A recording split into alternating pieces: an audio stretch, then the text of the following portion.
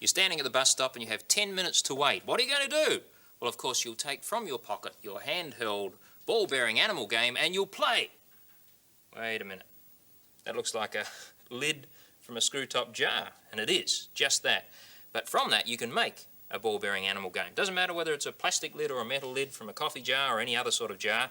If it's about that size, you're in business.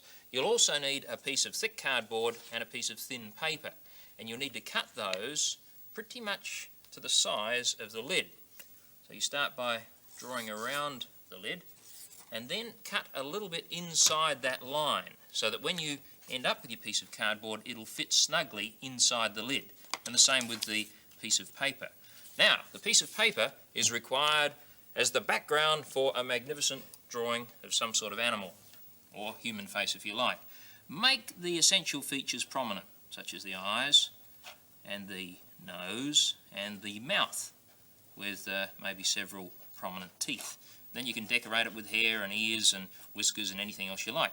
Well, I've already done that, and I've made an animal which looks a little bit like a lion. There it is, and I've already placed it firmly in the base of my lid. But you'll notice that where his eyes and nose and teeth were originally, there are tiny little holes. How did I make those? Well, I'm glad you asked. You might have guessed that I made them with a skewer or some other sharp-pointed object.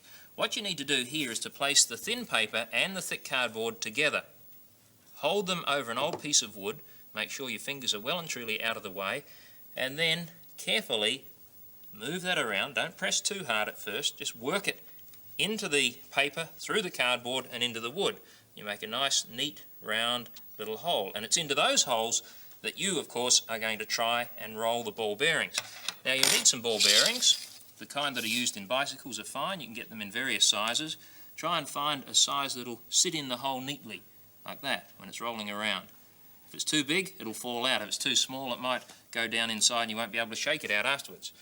Well, then comes the assembly of the game. Well, as you can see, I've already done part of that. The circles of paper and cardboard are both in, and the holes are very carefully lined up. So now we place inside the little lid 7 ball bearings, which is just the number of holes that we made. You notice I've put some little tabs of sticky tape there.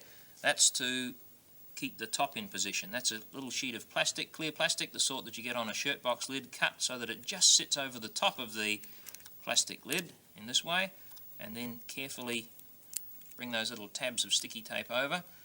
Opposite ones there first, and then here, and it should make a perfect seal so that the ball bearings can't roll out as you sit there or stand there at the bus stop waiting for the bus. So there we are, all the way around, and there's the game completed. The ball bearing animal roller game. And so as you sit there and wait, you wiggle it around until you get those ball bearings to sit in their appropriate places. I want to know. Curiosity.